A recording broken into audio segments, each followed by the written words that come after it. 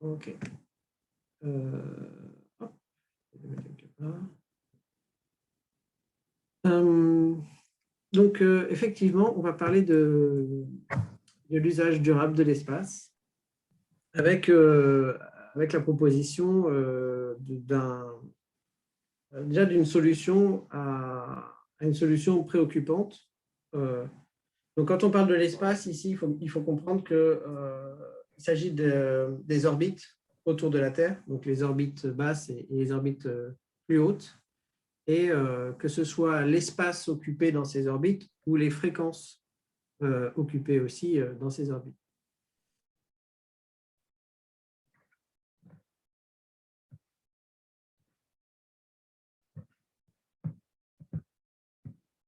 Ah mince. T'as perdu Nicolas. Ah ça y est, on te revoit, vas-y, oui. Je sais pas, par contre, j'ai plus de son. Ah voilà, parfait. Impeccable. OK. Donc, il y a le catalogue essentiellement américain qui recense environ 90% des objets connus. Il y a un catalogue américain de 40 000 objets spatiaux en orbite.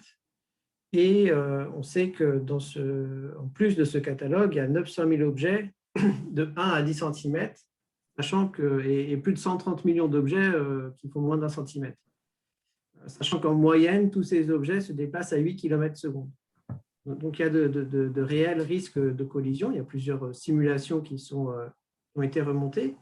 Et par exemple, si on prend le résultat d'une collision qu'il y a eu il y a quelque temps sur la constellation d'Iridium, aujourd'hui, voilà, plusieurs années après, c'est encore la cause d'environ 20% des déplacements des satellites pour éviter les débris de cette ancienne collision.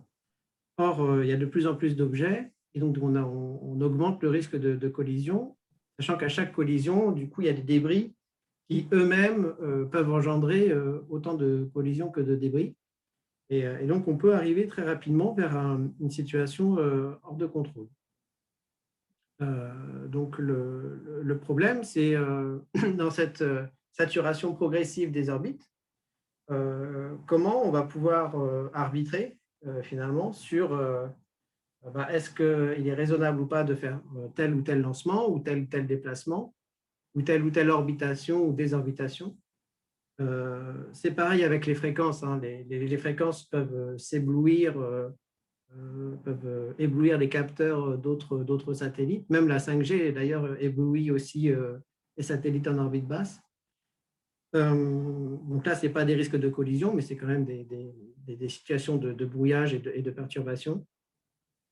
Et c'est que le début. Avec l'émergence du New Space, avec des constellations de plusieurs milliers de satellites qui vont arriver en orbite basse, on comprend rapidement que la situation va s'aggraver, d'autant qu'il va y avoir de l'émergence de services en orbite pour les autres services en orbite.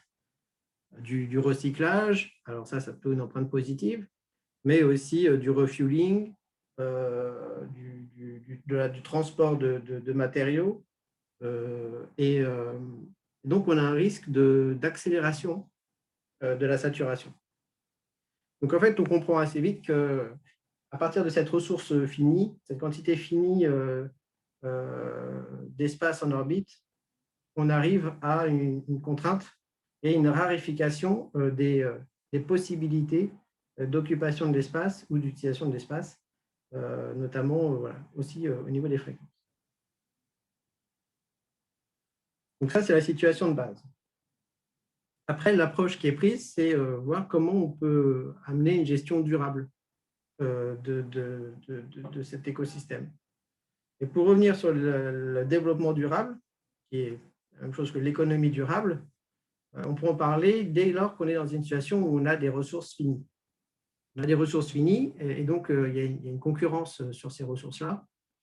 Et le développement économique repose sur le fait qu'on va pouvoir en fait utiliser ces ressources finies en laissant la capacité pour ceux plus tard de pouvoir continuer finalement d'exploiter d'exploiter les ressources. Donc, c'est une perception à long terme qui implique à la fois l'usage et à la fois le fonctionnement de la société. Ce n'est pas derrière moi le chaos, il faut que derrière moi, ça puisse rester viable. Et jusqu'ici, les démarches de politique d'économie durable, de développement durable, se sont systématiquement heurtées à la gouvernance. Parce que penser global et agir local, ça demande une certaine schizophrénie de la gouvernance. Et on verra comment la décentralisation des processus de gouvernance peut justement proposer une gestion durable. Quelle est l'empreinte environnementale d'un nouveau satellite dans le temps? Il faut pouvoir le mesurer. Et donc, pour le mesurer, il nous faut des critères, il nous faut des données. Et tout ça, il faut que ce soit suffisamment normalisé pour qu'on puisse l'intégrer dans les process standards de lancement, de définition des missions, etc. Donc, il y a un vrai chantier de normalisation parce qu'aujourd'hui, ça n'est pas fait. C'est-à-dire aujourd'hui, on n'a pas de normes qui permettent de décrire un impact d'occupation des fréquences ou un impact d'empreinte environnementale d'une mission en orbite. Ce qui manque aussi, et donc ce que fait émerger ce débat-là, c'est la mutualisation des données et services. Parce qu'on a des capteurs, on l'a vu, il y a des Américains aujourd'hui qui concentrent 90% du catalogue, ils le font payer, il y a des enjeux militaires aussi, donc tout n'est pas partagé. Pour autant, tous ceux qui utilisent l'espace ont besoin de savoir où sont les débris pour éviter des incidents qui impacteraient tout le monde pour le coup. Donc, il y a un vrai enjeu en fait à collecter ces données et à construire un catalogue ouvert. Et donc, l'opportunité à travers tous ces nouveaux objets en orbite, c'est qu'ils ont des capteurs et qui mesurent et qui voient passer les débris et qui voient passer des impacts solaires ou autres. Et l'idée, c'est de mutualiser les données, puis aussi les services, afin de pouvoir avoir une connaissance globale et une meilleure maîtrise globale des enjeux, parfois systémiques même, entre l'environnement, dans l'environnement en orbite. Voilà, peut-être que tu veux repartager, parce qu'on voit plus les slides, mais Oui. je ne sais pas si…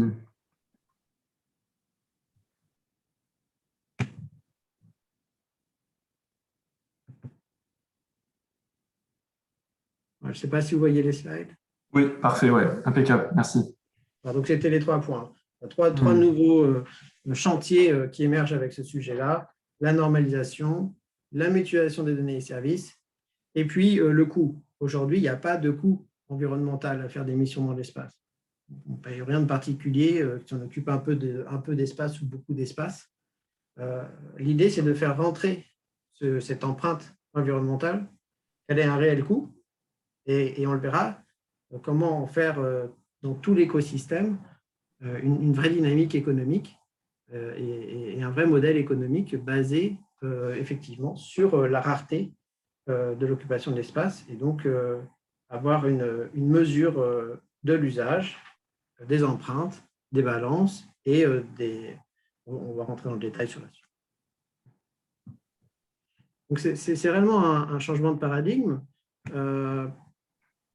L'objectif est clair, à l'échelle internationale, il existe des préconisations plus ou moins respectées, il existe des accords, mais pour se mettre ensemble et pour opérer ensemble ce type de gouvernance, si ça arrive, ce ne sera pas forcément tout le monde, et si ça arrive, ce sera très long à se mettre en place.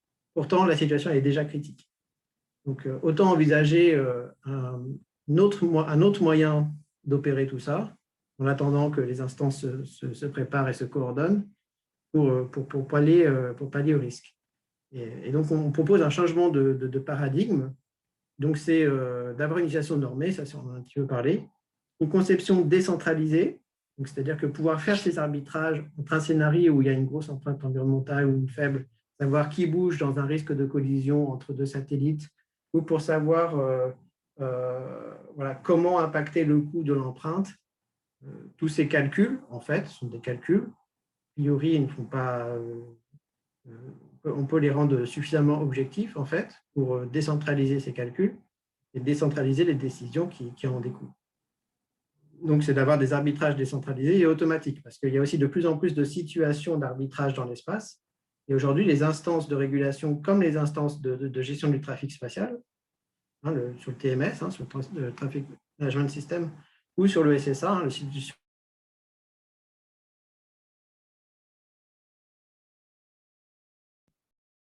Nicolas, on t'a perdu, on ne t'entend plus. Aïe, aïe, aïe.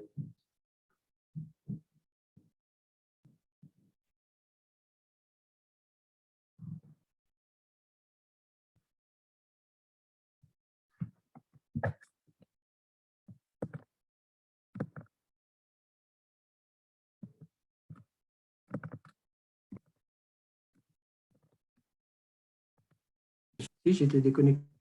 Ouais, ah, ça y est, ça revient. C'est bon. Un câble au cas où. Ouais, peut-être si tu es en Wi-Fi, peut-être remettre un câble. Ouais, je suis en Wi-Fi et ça semble un peu instable là.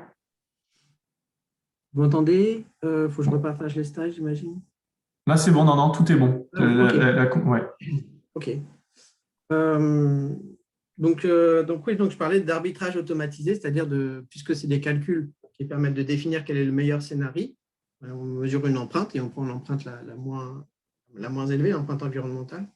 On peut décider comme ça de choisir automatiquement quel est le satellite qui va bouger en cas de collision ou sur certains autres types d'arbitrage.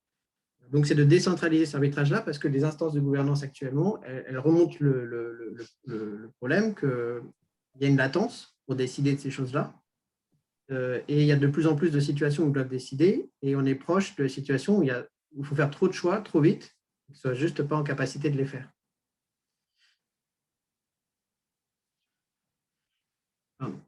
Et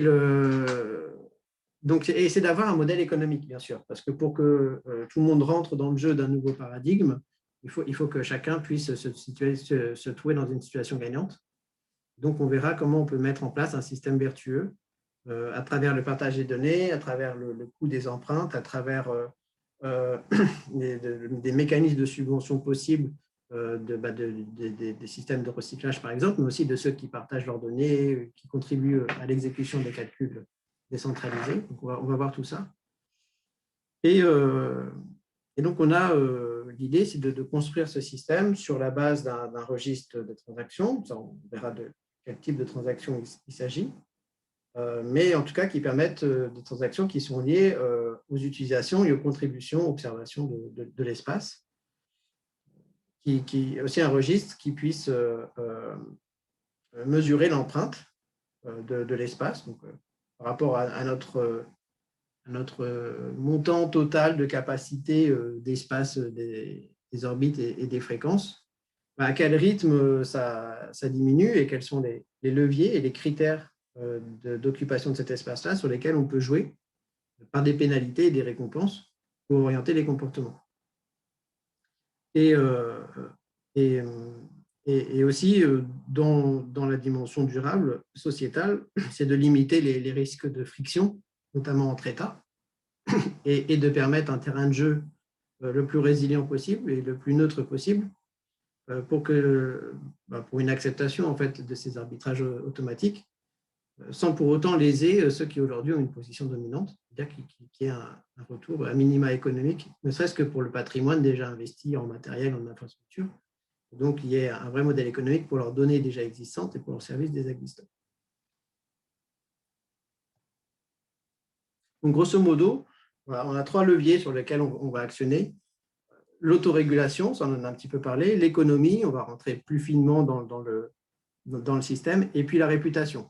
Parce que si chaque acteur a une balance de son empreinte environnementale, notamment le régulateur français est intéressé à travers ça pour voir jusqu'où on peut utiliser cette balance, ce score, dans les arbitrages. Et notamment, la France est le seul pays au monde pour l'instant à avoir une loi sur l'usage du spatial pour autoriser ou non des missions, des lancements, en fonction du coût environnemental de la mission, mais aussi de la réputation de l'acteur qui le parle. Et la réputation, ce n'est pas une réputation subjective, c'est la réputation mesurée sur sa balance d'impact environnemental.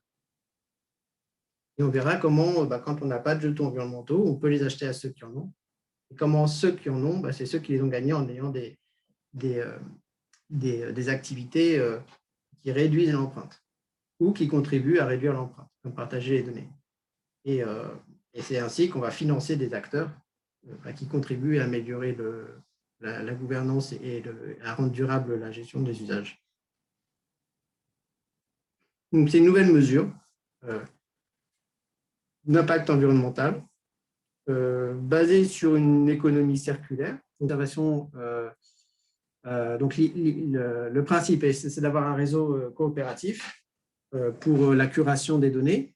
Donc, on va en fait, par un système de référentiel, évaluer les données reçues, décentraliser via ce référentiel leur validation. Et une fois qu'on a validé, fait la curation des données, il y aura à nouveau une distribution du score de leur traitement, puis un consensus sur le résultat des traitements pour intégrer une automation du traitement, de la curation des données. Et chaque calcul donne en résultat un score, en tout cas une balance environnementale. Et ce score, c'est la somme de plusieurs indicateurs.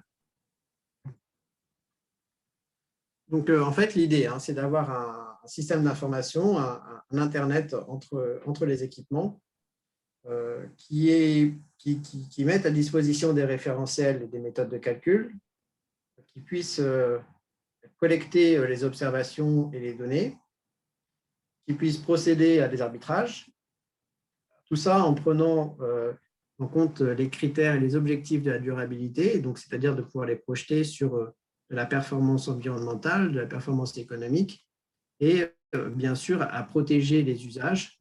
Donc, s'il y a des impacts sociétaux si on veut faire une mission avec un satellite qui a une vocation, par exemple, sur le climat, à protéger les environnements, voilà, l'usage ne doit pas être non plus trop impacté.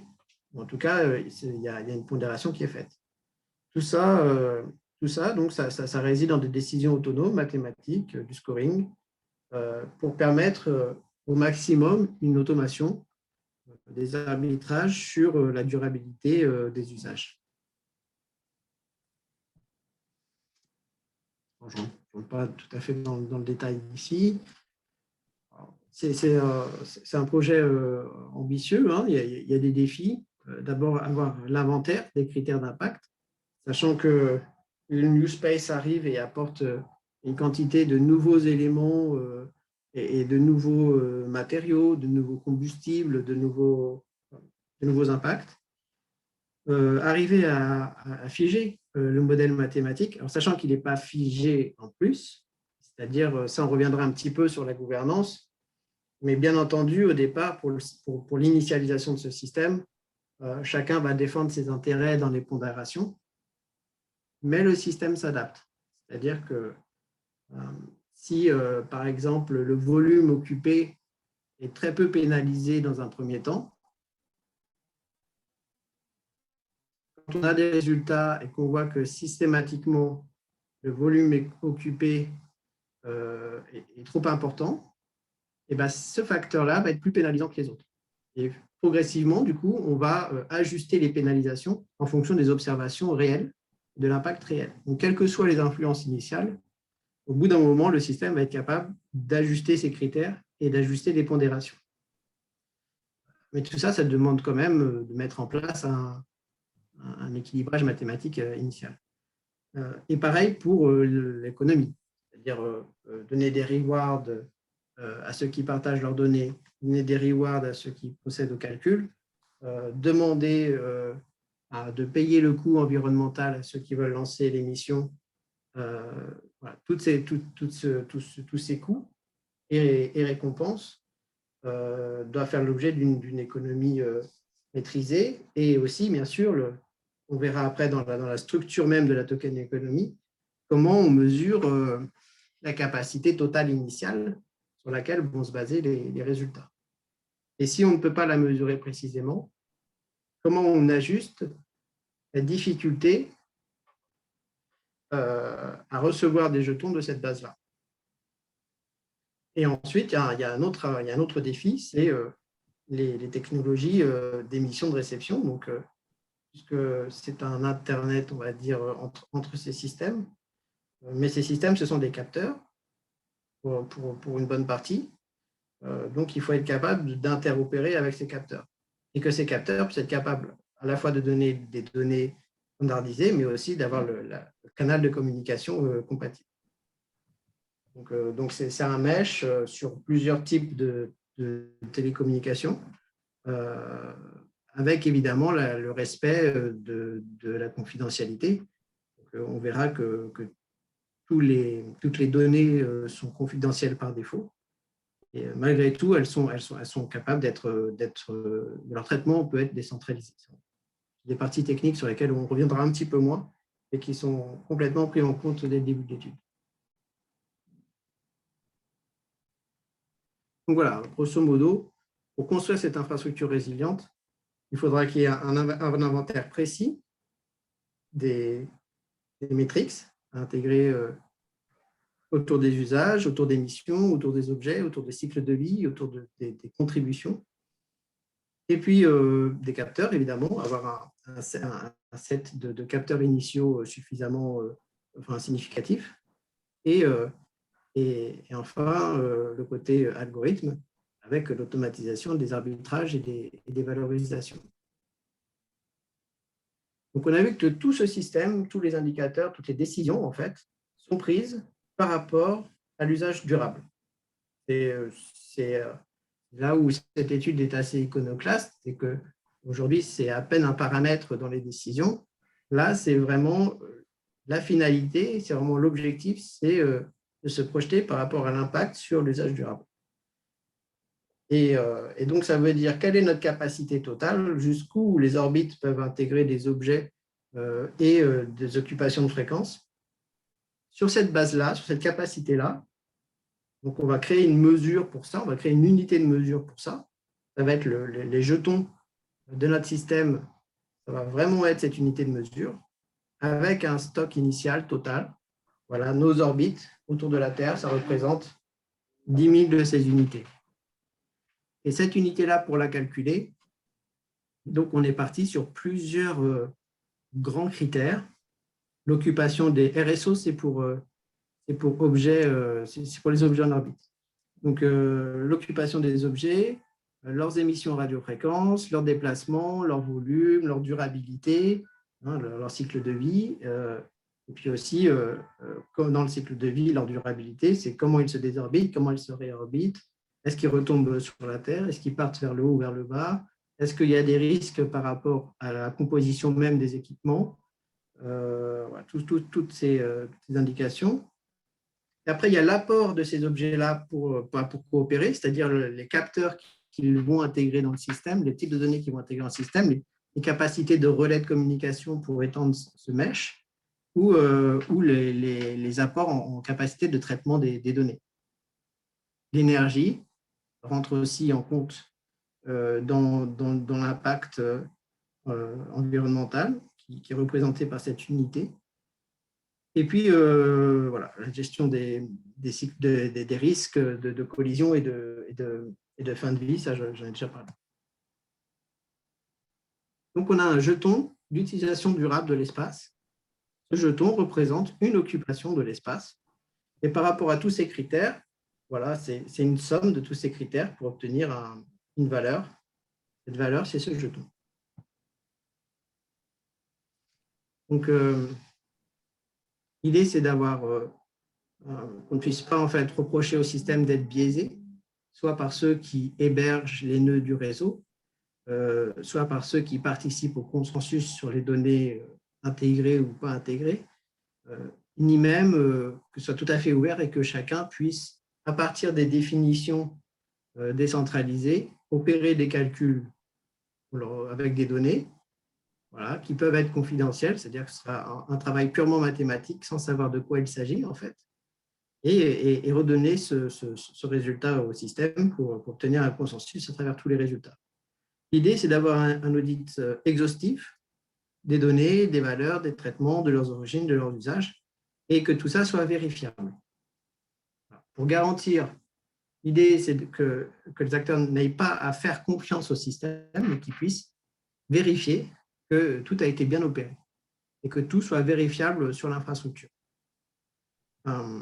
Donc, c'est un système de preuves de calcul, de preuves de données, de preuves d'impact, de preuves de reward.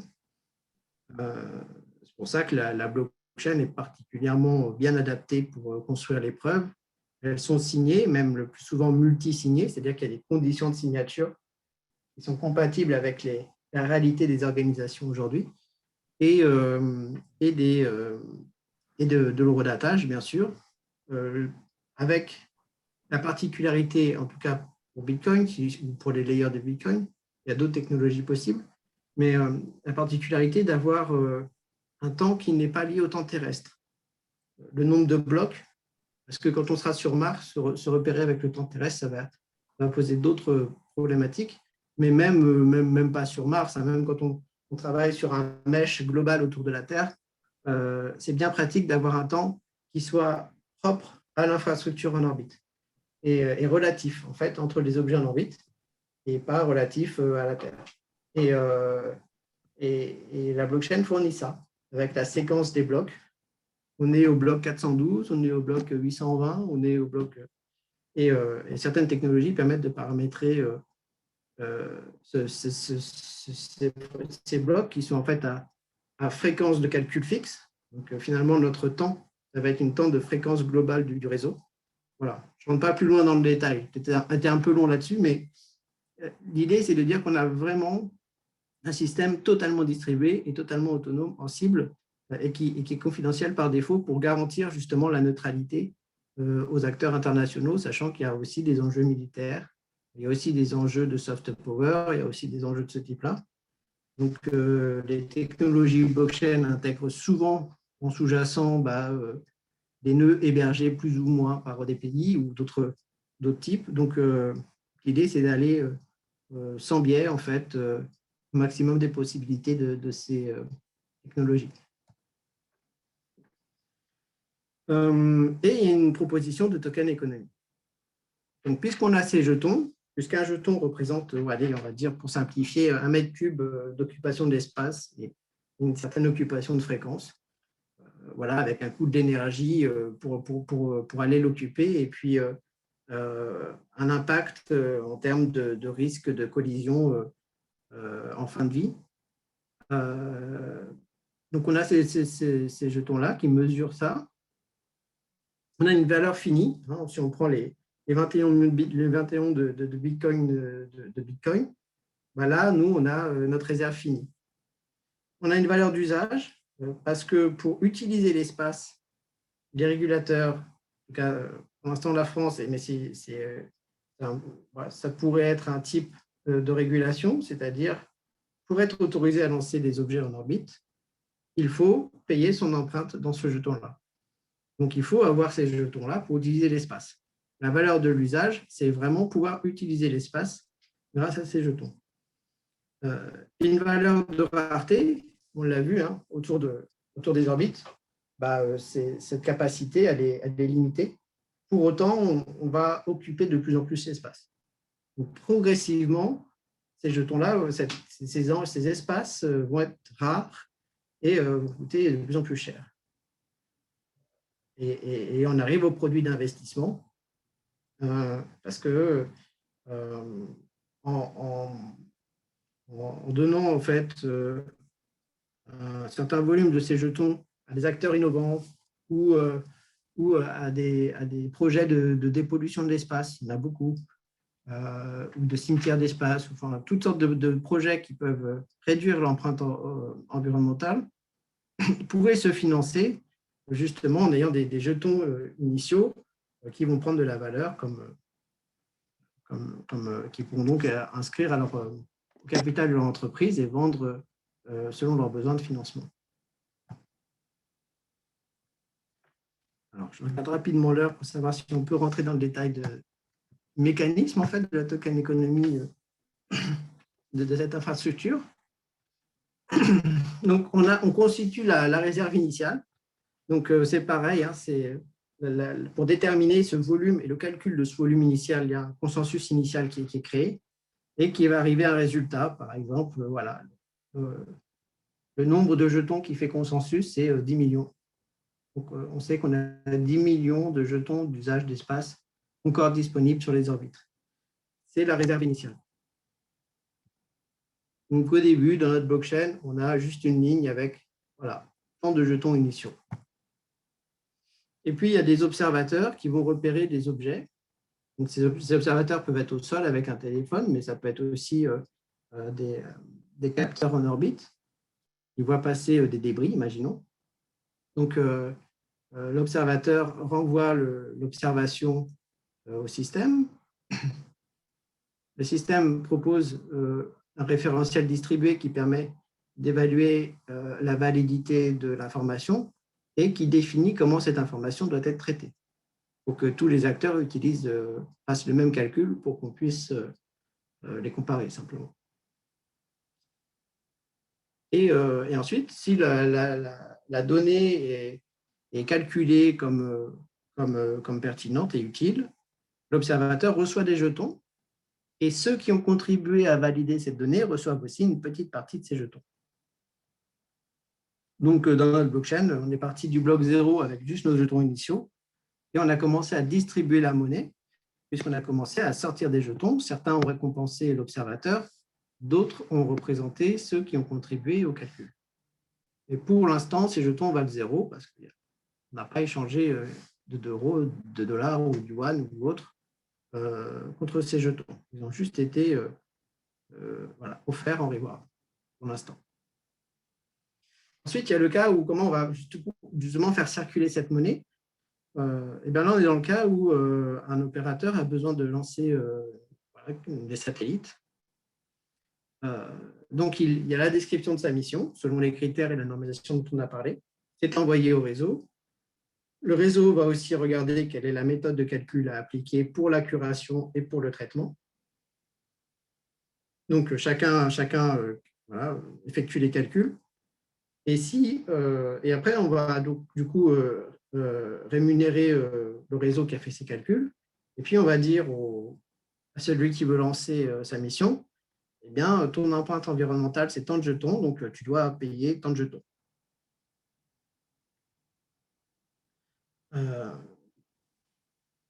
Du coup, celui qui fait le lancement, bah, il n'a pas encore de jetons. On a vu, pour avoir des jetons, il faut avoir contribué au système ou avoir réduit l'empreinte environnementale. Donc, en fait, il va en acheter à ceux qui ont observé, par exemple. Et là, c'est intéressant parce que là, on commence à avoir une valeur d'échange, puisqu'il y a des euros qui ont été utilisés, mettons que ce soit des euros, qui ont été utilisés pour acheter ces jetons. Donc maintenant, on sait que finalement, tant de jetons vaut tant d'euros. Et on commence à faire circuler cette monnaie et elle commence à avoir une valeur de marché, puisqu'il y a une offre et une demande, et il y a des monnaies échangées. Donc, celui qui veut lancer sa mission a acheté les jetons pour la lancer. Il va donc payer ce qu'il doit dans le système, dans la monnaie du système. Alors, qui va recevoir cet argent? En fait, personne, parce que ça représente de l'espace qu'on va occuper. Donc, en fait, cet espace occupé va être gelé. Ces jetons vont être gelés et il y a un dépôt de garantie. Ce dépôt de garantie permettra de vérifier qu'en fin de vie, par exemple, le contrat est bien respecté et que l'impact est bien celui qui a été défini. Et de la même mesure, on récompense ceux qui vont opérer la transaction, donc tous ceux qui vont faire tourner les calculs et les blockchains associés à ces traitements. Donc, là, on est vraiment dans l'utilisation. Ils ont été achetés et on va les utiliser pour utiliser le système, pour pouvoir faire nos lancements, par exemple. Donc là, on a une circulation, mais en plus, il y a des jetons qui ont été gelés, qui ne sont plus utilisables. Et donc, pour un même volume d'échange, on a moins de jetons. Il y en a qui sont gelés. Donc, ça commence à prendre de la valeur.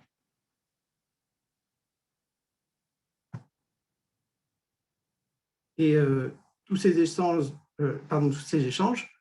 du coup, on a essayé de définir un système qui ne va pas léser ceux qui aujourd'hui ont plutôt l'avantage de la situation. mais ils ont aussi une dette environnementale, en général, c'est les mêmes, ou un gros patrimoine de données, mais qui ont déjà aussi une grosse occupation des orbites. Donc, ils ont un stock de données qu'ils peuvent monétiser sous forme de jetons ou garder sous forme d'investissement. Mais c'est aussi une opportunité de financement de missions pour les PME, puisque là, on a un mécanisme de subvention qui est assez simple en jetons.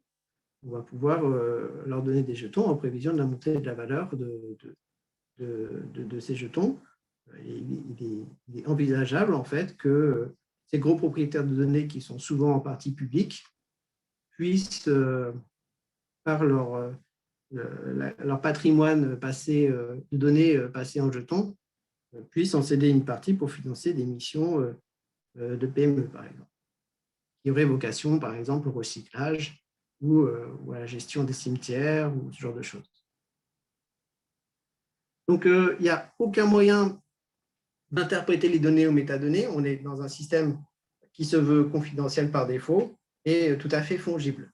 Donc, quand on reçoit un calcul à faire, il ressemble exactement à un autre calcul à faire. Il est impossible de savoir quelle est la société concernée par la transaction ou alors quelle est la nature de la mission que l'on est en train de traiter. C'est des mécanismes mathématiques de zero knowledge proof qui nous permettent ce genre de fonctionnement. Je ne rentre pas dans le détail technique sur la sécurisation, l'efficacité. Les avantages, alors je surveille un petit peu l'heure, oui. Les avantages perçus de cette décentralisation, c'est déjà l'interopérabilité, parce que finalement, ça c'est valable pour tous les réseaux de crypto-monnaies, ce sont des équations mathématiques qui sont opérées, et donc on est compatible aux mathématiques. On n'est pas dans le détail exact, mais ça permet d'avoir des échanges de jetons entre chaînes à partir de scripts distribués qui vont vérifier des preuves pour figer ou défiger des jetons d'une chaîne à l'autre et s'échanger des informations entre des chaînes. Donc, on peut avoir des réseaux de réseaux, on peut avoir une vraie urbanisation des réseaux, peut-être aussi en fonction des natures de flux ou de la criticité des données ou de leur sensibilité. Il y a aussi des jetons d'assurance qui peuvent entrer dans le jeu. J'ai parlé des jetons qui sont mis en garantie. Bon, c'est la forme la plus simple, mais on peut imaginer des procédés plus évolués. Et puis ensuite, il y a un objectif commun de conditions communes, c'est-à-dire qu'il faut jouer le jeu ensemble, sinon il y a un risque pour tous les acteurs de se faire démonter ces satellites par des débris, grosso modo, ou des risques de collision, de friction entre États, parce que des services critiques pourraient venir être perturbés, brouillés par d'autres services, peut-être même moins critiques. Et donc là, on a un système d'arbitrage où on sait exactement quel est le scénario à privilégier et automatiquement, et avoir un score qui soit transversal à l'écosystème et qui permette de procéder à ces arbitrages automatiques. Donc, en termes de gouvernance, il s'agit de contrats libres, puisque quand imaginons qu'un futur service de refueling veut alimenter en énergie un satellite, ils font une transaction ensemble. Les conditions de cet accord-là, c'est des conditions de validation de la transaction qui sont définies directement entre les acteurs. C'est des conditions de multisignature. On n'est pas dans le cadre où on doit centraliser toutes les règles dans les smart contracts. On peut tout à fait définir des mécanismes de multisignature pour justement que cette infrastructure puisse porter les usages de demain sans les figer dès maintenant, avec la capacité d'écrire des contrats librement entre acteurs sur cette infrastructure. Par contre, tout ce qui sera fait aura un coût, aura une empreinte, aura une mesure en jetons environnementaux. Et donc, les accords sont libres entre les acteurs, mais toutes les actions ont une empreinte mesurée.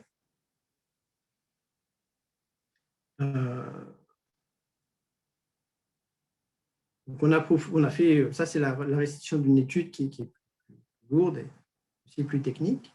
Il y a un maquettage qui a été proposé avec des hypothèses de prise sur cet arbitrage. Et donc, on a un système qui est à la fois utile pour l'observation de l'espace, et pour lui donner une autre dimension plus globale et plus diversifiée et plus ouverte, mais aussi pour la gestion du trafic spatial, pour qu'il soit plus efficient et surtout orienté sur la durabilité, ce qui n'est pas du tout le cas aujourd'hui.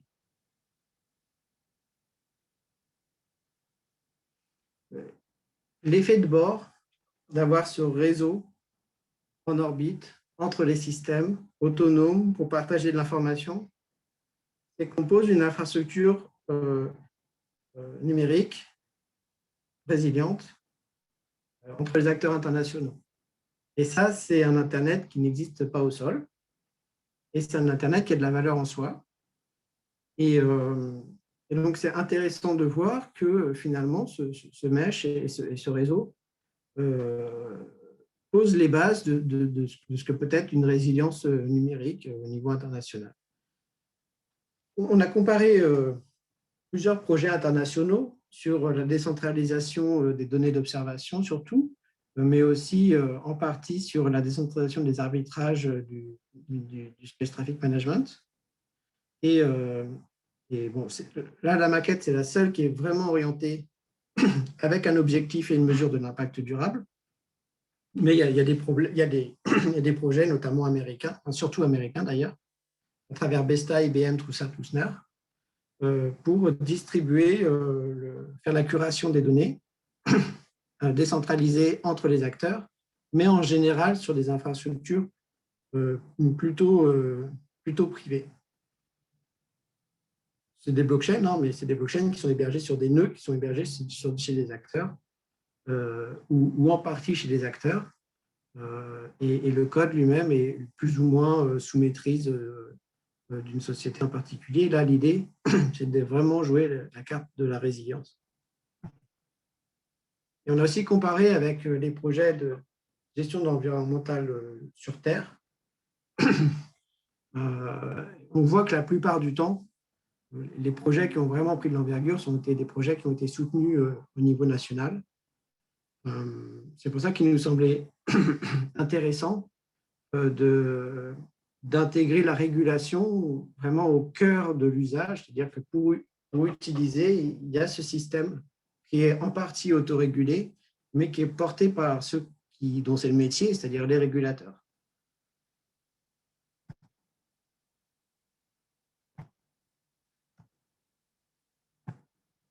Je ne reviens pas dans le détail parce qu'il reste 2 minutes, mais on pourra échanger quelques questions après.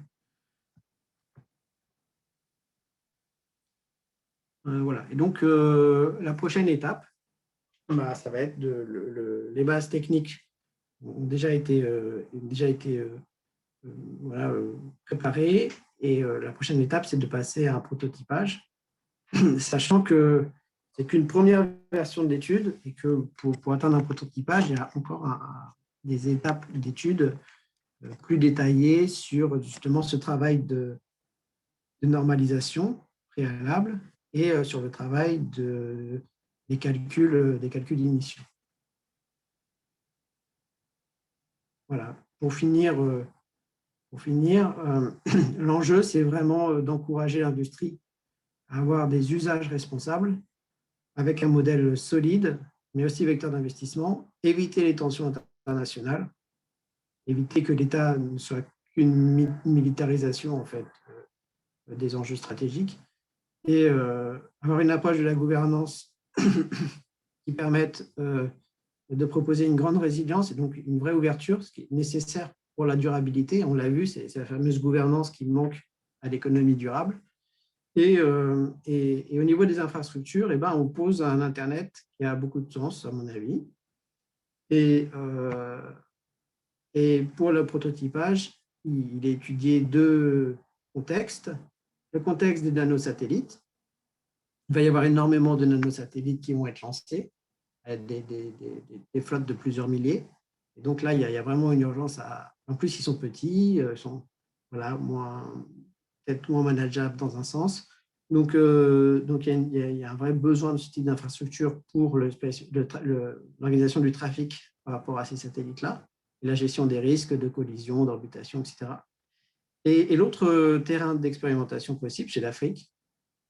L'Afrique va se doter de ses moyens et de son autonomie sur les moyens de télécommunication et sur les moyens d'observation de l'espace, depuis l'espace.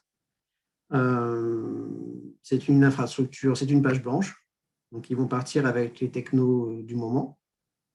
Donc là, autant partir avec cette technologie-là. Voilà. Et toute cette étude sur le fait que l'empreinte environnementale doit être payée en orbite, et ben on a vu ces derniers temps que c'est des conclusions qui se retrouvent à travers divers types de workshops à travers le monde, à travers divers types de travaux des régulateurs, des acteurs de l'industrie, et qui semblent vraiment faire consensus. Enfin, qui semblent vraiment faire consensus. En tout cas, le principe et les risques semblent de plus en plus se confirmer de part et d'autre. Voilà. Et voilà, donc je vais en rester là pour rester dans le temps imparti, et je suis disponible si vous avez des questions sur le sujet. Je vous propose, si vous le souhaitez, de désactiver vos micros et puis de démarrer la session des questions. Fabrice, peut-être, si tu as une question.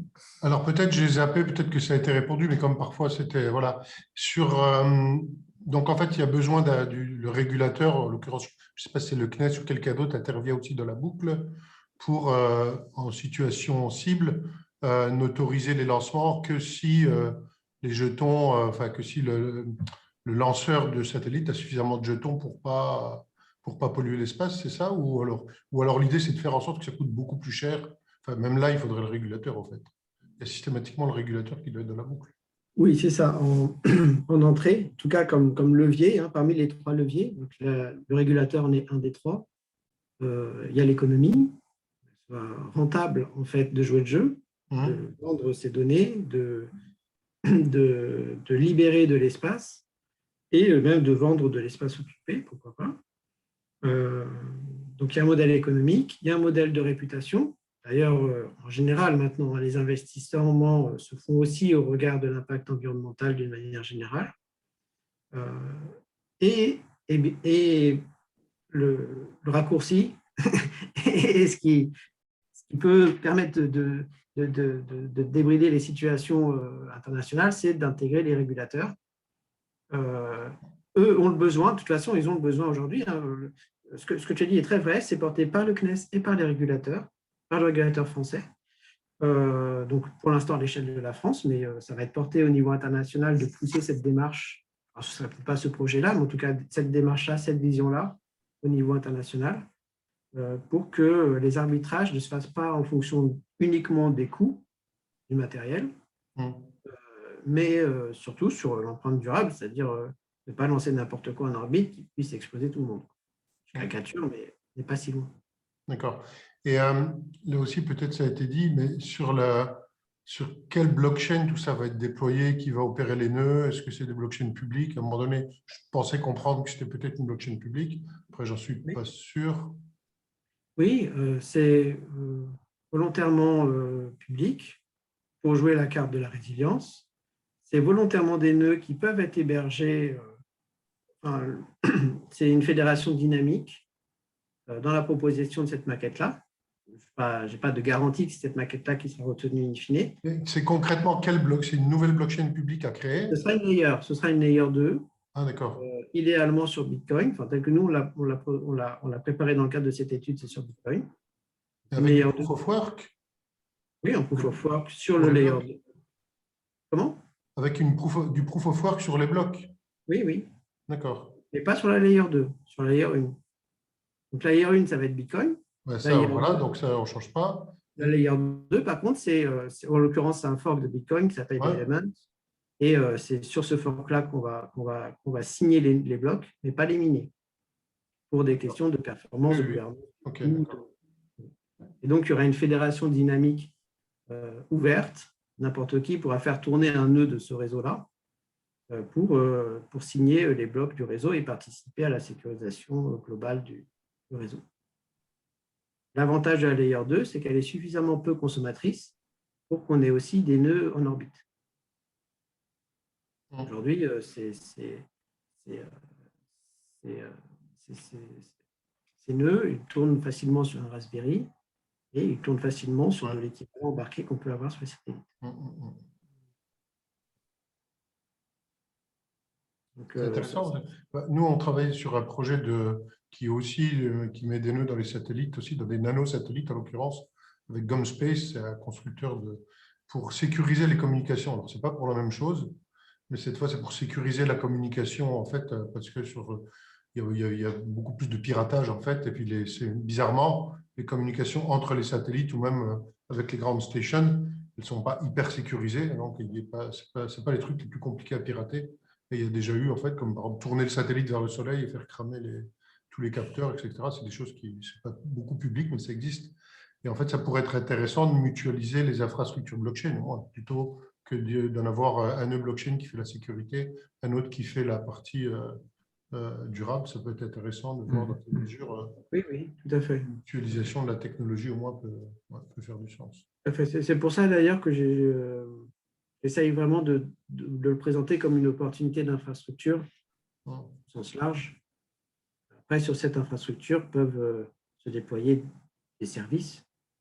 Ces services peuvent être sur l'environnement durable, mais effectivement, d'autres services peuvent émerger. Bon, très bien. Encore merci infiniment, Nicolas, pour cette présentation. C'était hyper intéressant.